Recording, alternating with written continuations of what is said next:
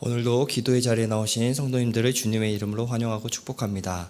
우리 시간 사도신경으로 우리 신앙을 하나님께 고백하겠습니다. 전능하사 천지를 만드신 하나님 아버지를 내가 믿사오며 그 외아들 우리 주 예수 그리스도를 믿사오니 이는 성령으로 잉태하사 동정녀 마리아에게 나시고 본디오 빌라도에게 고난을 받으사 십자가에 못 박혀 죽으시고 장사한 지 사흘 만에 죽은 자 가운데서 다시 살아나시며 하늘에 오르사 전능하신 하나님 우편에 앉아 계시다가 저리로서 산 자와 죽은 자를 심판하러 오시리라. 성령을 믿사오며 거룩한 공예와 성도가 서로 교통하는 것과 죄를 사하여 주시는 것과 몸이 다시 사는 것과 영원히 사는 것을 믿사옵나이다. 아멘. 우리 다 함께 찬송가 272자 함께 찬송하도록 하겠습니다.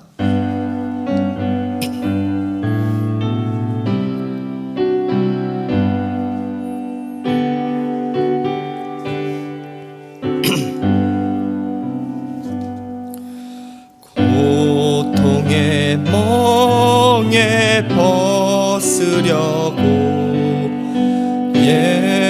예수께로 나갑니다. 자유와 기쁨 베푸시는 주께로 갑니다. 병든 내 몸이 튼튼하고 빈궁한 삶이 죄악을 벗어버리려고 주께로 갑니다. 낭패와 실망 당한 뒤에 예수께로 나갑니다.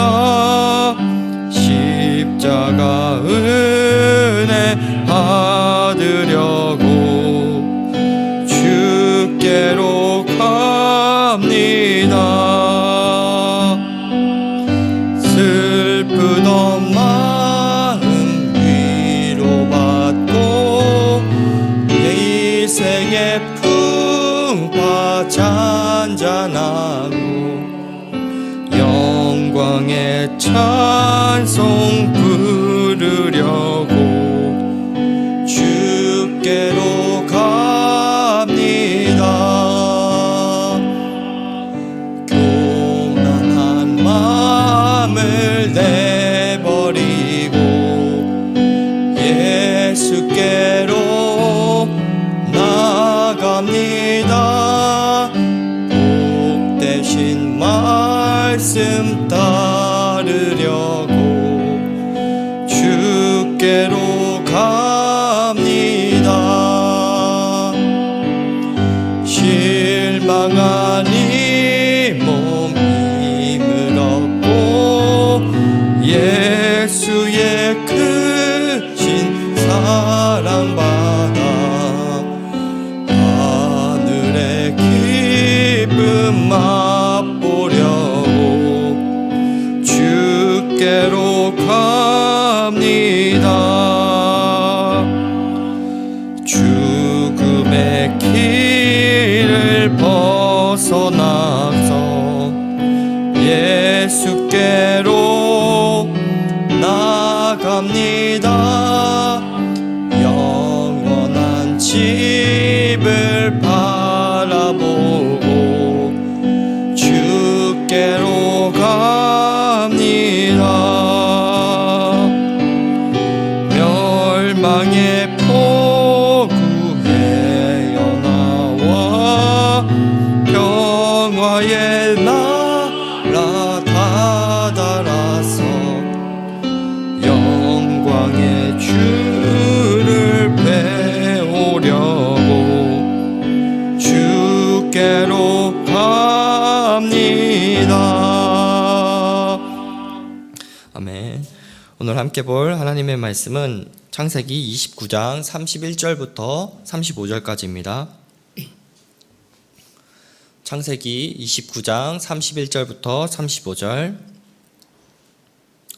다 찾으신 줄 알고 한 절씩 교독으로 읽고 마지막 35절 같이 읽도록 하겠습니다. 여호와께서 레아가 사랑받지 못함을 보시고 그의 태를 여섰으나 라헬은 자녀가 없었더라. 레아가 임신하여 아들을 낳고 그 이름을 르우벤이라 이르되 여호와께서 나의 괴로움을 돌보셨으니 이제는 내 남편이 나를 사랑하리로다 하였더라. 그가 다시 임신하여 아들을 낳고 이르되 여호와께서 내가 사랑받지 못함을 들으셨으므로 내게 이 아들을 주셨도다 하고 그의 이름을 시므온이라 하였으며 그가 또 임신하여 아들을 낳고 이르되 내가 그에게 새 아들을 낳았으니 내 남편이 지금부터 나와 연합하리로다 하고 그의 이름을 레이라 하였으며. 함께 읽겠습니다. 그가 또 임신하여 아들을 낳고 이르되 내가 이제 여호와를 찬송하리로다 하고 이로 말미암아 그가 그의 이름을 유다라 하였고 그의 출산이 멈추었더라. 아멘.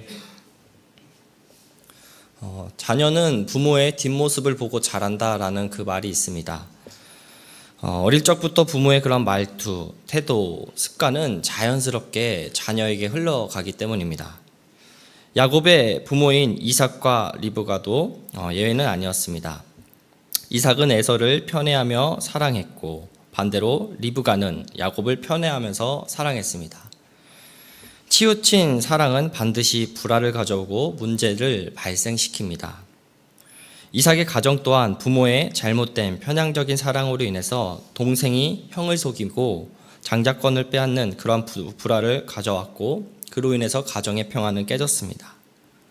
이삭과 리브가의 모습을 그의 아들인 야곱이 그대로 닮았습니다. 야곱은 레아와 그 라헬 중에서 오로지 라헬에게만 관심과 그 사랑을 주었습니다. 야곱은 우물에서 라헬을 만날 때부터 야곱의 모든 관심사는 라헬에게만 집중되었습니다. 레아와 결혼 후에도 오로지 라헬만을 편애하며 사랑하였습니다.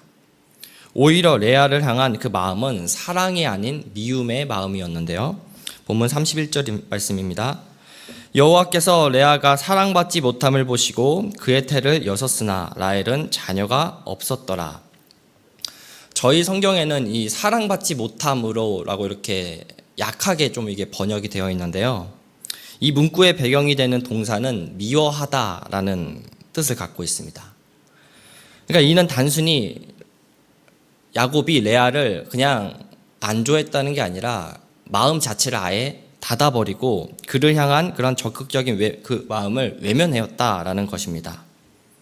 당시 문화 속에서 남편에게 외면받는 그 아내는 집안의 어떤 질서와 지위에서도 철저히 밀려날 수밖에 없었습니다. 레아는 몸은 야곱의 곁에 있었지만 마음은 완전히 버려진 그런 상태였습니다. 남편의 사랑을 받지 못한 채 살아야 했고 라헬과 끊임없이 비교를 당하면서 남편의 사랑을 레아는 갈망했습니다. 그러다 보니까 레아에게는 언제나 남편으로부터 받지 못한 그 사랑의 결핍이 있었고 야곱의 그 사랑을만을 갈망하면서 살아갔습니다. 레아의 삶을 들여다보면은 그의 삶은 참으로 안타깝고 억울한 그 인생이라고 생각이 됩니다. 그녀는 아버지 라반의 계획 속에서 야곱에게 시집을 갔었죠. 첫날 밤이 지나고 자신이 라헬이 아님을 알아차린 야곱은 실망과 분노를 표현했을 것이고 이것은 레아에게는 여성으로서 큰 모욕감과 수치를 느꼈을 겁니다. 야곱도 라반에게 속임을 당했기에 물론 야곱도 억울할 수 있겠지만 레아는 아버지의 속임의 도구로 사용되어야 했고요. 남편인 야곱에게는 사랑 없는 결혼 생활 속에서 살아야 했기 때문에 더욱더 고통스러웠을 겁니다. 그 누구도 레아를 사랑하거나 돌봐주지 않았습니다. 하지만 아버지에게도 남편에게도 버림받은 레아에게 오직 한 존재만이 찾아오십니다. 바로 여호와 하나님만이 레아에게 다가오신 겁니다. 하나님께서는 이런 레아를 불쌍히 여기시며 그의 태를 열어주셨습니다. 하나님께서 레아의 태를 열어주셨다라는 것은 하나님의 긍휼이 남편에게 사랑받지 못하는 레아를 위로하였다라는 뜻입니다. 우리가 여기서 한 가지 발견할 수 있는 것은 하나님은 늘 약자의 하나님이시라는 겁니다. 하나님의 관심사는 고아와 과부와 같이 사회적으로 버림받는 그런 외면받는 자들이라는 것입니다. 남편으로부터 버림받은 레아는 남편에게 사랑받지 못한 그런 결핍을, 사랑의 결핍을 자녀를 통해서 얻고자 했습니다. 하나님의 은혜로 자식을 가진 레아는 그의 아들 이름을, 첫째 아들 이름을 르우벤이라고 이렇게 이름을 지었죠.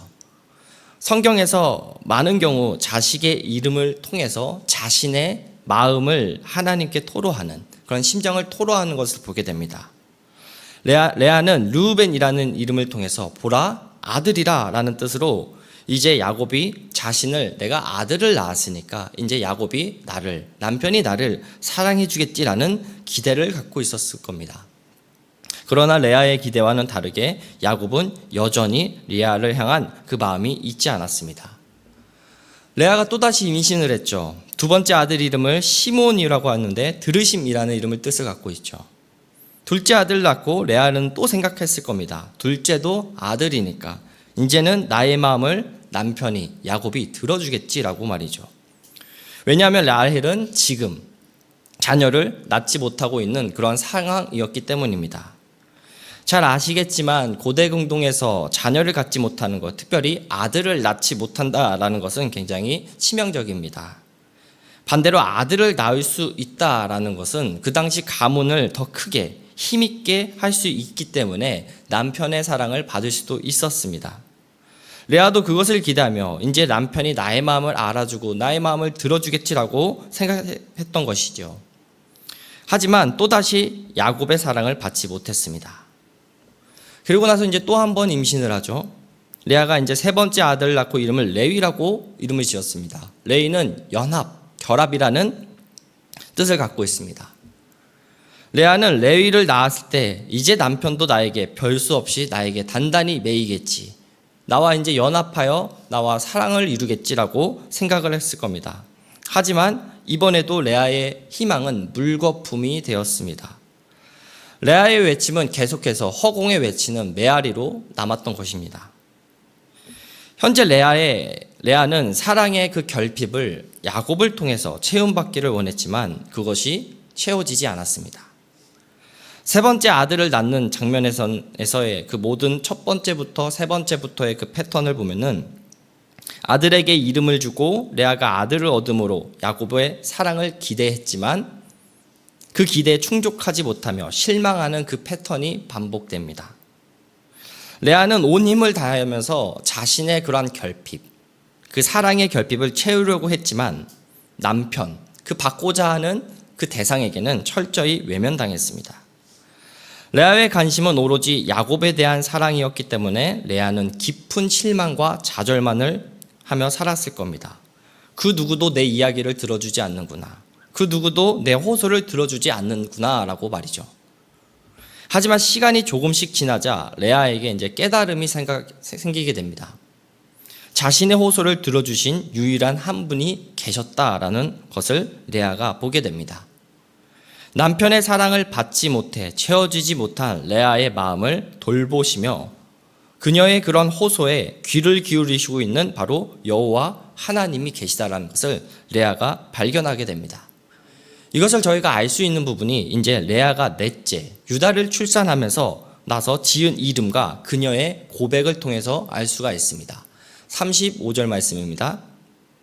그가 또 임신하여 아들을 낳고 이르되 내가 이제는 여호와를 찬송하리로다 하고 이로 말미암아 그가 그의 이름을 유다라 하였고 그의 출산이 멈추었더라. 레아의 시선은 처음부터 끝까지 남편의 야곱의 그 사랑에 매달려 있었습니다. 첫째, 둘째, 셋째를 낳았을 때 레아의 시선은 오로지 야곱에게만 향하였고 야곱을 통해서 자신의 결핍을 채우고자 했습니다. 하지만 그의 남편의 야곱은 레아의 결핍을 도저히 채울 수 없었습니다. 그리고 자신의 호소와 간구를 들으시는 것은 남편이 아닌 딱 한 분 여호와 하나님이라는 것을 그녀가 깨달았을 때 레아는 비로소 그의 시선을 하나님께로 돌릴 수 있었습니다. 유다라는 이름의 뜻은 찬양받음이라는 그 뜻을 갖고 있습니다. 이는 레아가 결핍으로 인한 고통 속에서 인생의 진정한 체험이 세상의 어떠한 것이 아닌 하나님의 은혜와 사랑이어야 함을 깨닫고 하나님을 찬양하는 그 인생의 목적을 계기를 갖게 되었음을 보여주는 겁니다. 특별히 하나님의 구속사에서 주인공은요, 라헬이 아닌 레아였습니다. 유다를 통해서 오실 후손은 저희가 잘 알겠지만 유다의 왕 다윗이었고, 다윗의 뒤를 이어서 오실 그 왕은 온 세상을 구원할 메시아 예수 그리스도였습니다. 세상은 언제나 아름다운 라헬에게만 주목을 할 겁니다. 예쁘고 매력적인 사람을 주인공으로 대접하는 것은 오늘날이나 과거나 크게 다르지 않았습니다. 하지만 하나님의 관점은 다릅니다. 세상의 기준으로 외면당하고 무시당했던 레아를 통해서 하나님은 당신의 구속사를 이루어 가십니다. 하나님은 버림받은 자를 통해서 세상을 구원할 메시아를 보내시고, 하나님은 사랑에 외면받은 레아의 핏줄을 통해서 온 인류의 왕 예수 그리스도를 보내주셨습니다. 그리고 그 인류의 왕으로 오신 예수 그리스도는 하나님께서 레아와 같이 버림받은 자를 긍휼히 바라보시고 찾아가 주시며 세상에서 버림받은 그 자들과 멸시받은 자들과 함께 하셨습니다. 예수는 이들의 친구가 되어주셨습니다. 버림받은 이들의 영원한 아버지가 되어주시고 남편이 되어주시고 그들이 갖고 있는 그 결핍을 그리스도의 그 사랑으로 채우셨습니다. 하지만 정작 예수님 본인은 십자가에서 못 박히신 날 3년 동안 동고동락했던 제자에게 팔아넘겨지셨고 제자에게 부인을 당하였고 모든 제자들에게 버림을 받으셨습니다. 무엇보다 성부 하나님께 철저히 외면당하며 버림받는 그 고통을 스스로가 당하셨습니다. 예수님께서 십자가에서 그렇게 외치셨죠. 엘리 엘리 라마 사막다니 나의 하나님이여 나의 하나님이여 나를 어찌하여 버리셨나이까 라고 외치셨지만 그분의 그 십자가에서 외치는 그 외침은 이 세상 그 누구도 하나님마저도 듣지 않고 철저히 외면당하는 그 아픔과 고통을 그분은 당하셨습니다. 그분은 우리의 모든 결핍, 버림, 외면의 고통을 스스로 몸소 당하며 우리를 구원하셨습니다. 예수님이 왜 그럼 이런 고통을 당하셨을까요? 이 세상에서 유일하게 우리와 저와 여러분들을 아무런 대가 없이 아무런 조건 없이 유일하게 존재 자체로만 사랑하여 주시기 때문입니다. 그렇기 때문에 예수 그리스도만이 우리의 유일한 결핍을 채울 수 있는 유일한 분이신 겁니다. 말씀을 맺겠습니다. 사랑하는 성도 여러분, 성도님들이 갖고 계시는 그 결핍은 어떠한 것입니까? 우리는 누구로부터, 무엇으로부터 결핍을 채움받고자 하십니까? 관계적인 결핍을 갖고 계십니까? 경제적인 결핍을 갖고 계십니까? 사람의 인정에 대한 결핍을 갖고 계십니까? 아니면 명예에 대한 결핍을 갖고 계셔서 그것을 자녀를 통해서 채우고자 하는 분이 계십니까? 오늘 본문에서는 우리에게 분명히 말해주고 있습니다. 우리의 결핍을 해결해 줄 수 있는 것은 내 남편도 내 아내도 나의 부모도 내 자식도 사랑하는 이성 친구도 돈도 명예도 권력도 아닌 오직 예수 그리스도라는 것을 우리에게 알려주고 있습니다. 우리가 예수 그리스도로 나아갈 때 우리는 비로소 우리의 진정한 결핍을 채움받고 공급받을 수 있게 됩니다. 우리는 그렇게 더 이상 세상으로부터 우리의 결핍을 채우지 말고 언제나 우리의 아버지 되시고 언제나 우리의 진정한 신랑 되시는 우리의 언제나 친구 되시는 영원한 왕 예수 그리스도로 충만히 체험받는 은혜가 있으시는 우리 성도님들 한 분 한 분 되시길 주님의 이름으로 축복하고 기도합니다. 오늘 말씀을 갖고 세 가지를 함께 기도하길 바랍니다.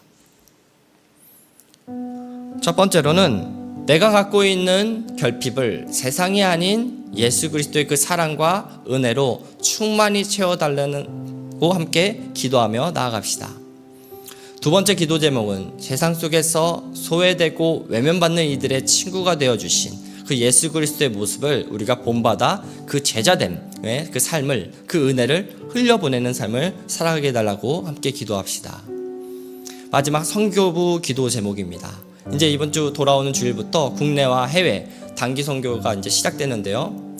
선교를 통해서 성도님들이 또 복음으로 거듭나게 하여 주시고 또 선교의 기쁨을 누리는 그 현장 되게 해달라고 우리 이 세 가지 기도 제목을 갖고 함께 합심하여 기도하며 나아가겠습니다. 사랑이 많으신 하나님 아버지, 오늘도 이 시간 가운데 주님 앞에 또